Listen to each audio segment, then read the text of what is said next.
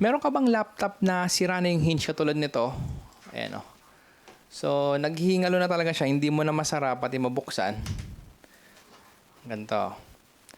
Sa videong to, tuturuan ko kayo kung paano ayusin tong gantong sira na laptop. Tara! Gusto ko yan. Ang unang-unang gagawin natin, syempre, babaklasin muna natin yung laptop.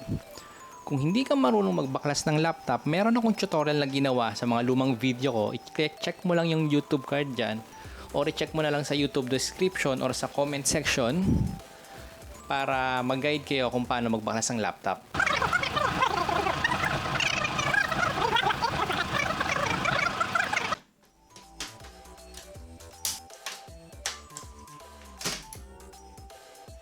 Ngayon natanggal na natin yung back housing, malolocate na natin ngayon yung sirang hinge. Ito yon.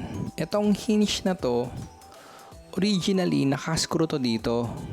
Papansin nyo, natanggal na to. Wala nang kinakapitan yung screw kasi nabasag na yung bracket dito sa sobrang daming beses na binukas sara yung laptop. Gagawin natin, tatanggalin natin yung screw na to kasi gagawa tayo ng bagong bracket dito. Since wala nang kapitan dito, gagawa tayo ng bagong kapitan. Ang workaround ko ditong ginagawa, yung iba nilalagyan ng fiberglass yan, naggagawa ng bago. Pero para sa akin, hindi ko bet yun. Dahil syempre, bukas sara, nagfe-fail din yung mga fiberglass na ginagawa dito. Iba epoxy, ganun din, masisira. So, ang best way na workaround ko dito, binubutas ko to. Pagkabutas ko dito sa dalawang to, i-connect ko ngayon dito sa hinge. Tapos ilalak ko ng yung original na lock niya. Ito. So gawin natin, butasin natin yung dalawa dito. Bago ka pala magkalikot, kahit anong laptop pa yan, lagi mong tatanggalin pala muna yung battery. Just to be safe. Sa pagbutas, pwede kang gumamit ng Dremel or ako, ito, barena lang, inko. Maglalagay din ako ng link kung gusto mong bumili. Tapos yung drill bit mo o yung pambutas mo, dapat pangbakal or pangkahoy, pwede naman.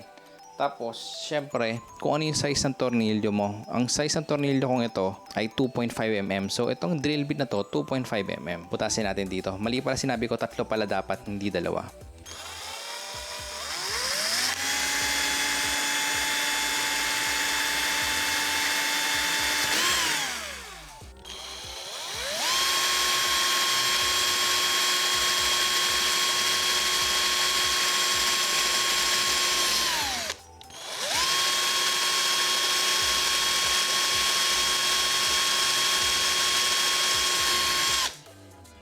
Pagkabutas, yung syempre,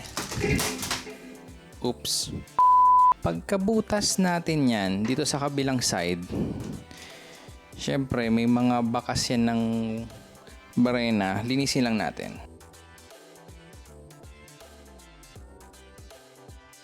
Sa tornilyo, syempre kailangan natin ng mahabang tornilyo para umabot sa kabilang dulo. So 2.5mm siya, bali 2.5 by 8.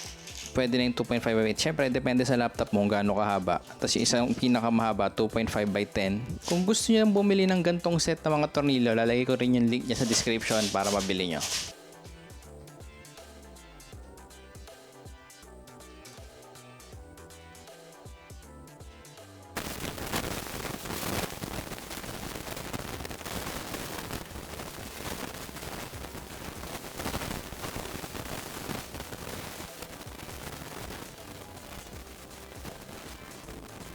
Tapos, higpitan na natin siya. Nagawa na natin ang paraan yung sirang bracket niyan.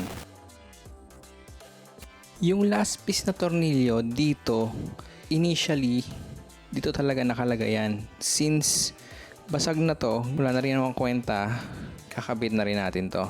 Kung sakasakali pala na kulang ka ng ganito, ng nut, maglalagay ako ng link niya sa description ulit para makabili ka.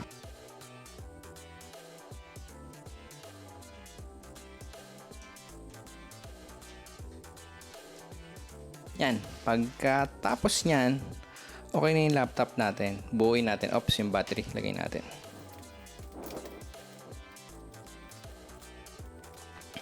Yan, kabit natin tong housing.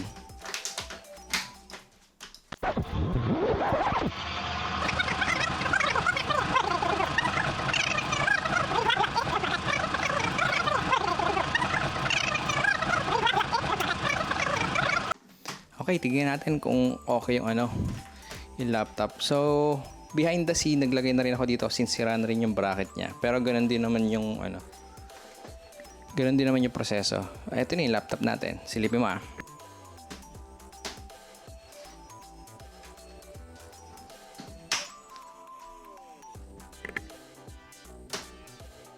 At ganun lang kadali mag-repair ng hinge ng laptop. Kung sakasakaling may iba ka pang problema sa laptop, i-check nyo lang yung channel ko or maglalagay ako dyan ng mga ibang suggested video para ma-repair mo yung laptop mo. Kita tayo sa susunod kong video. Paalam.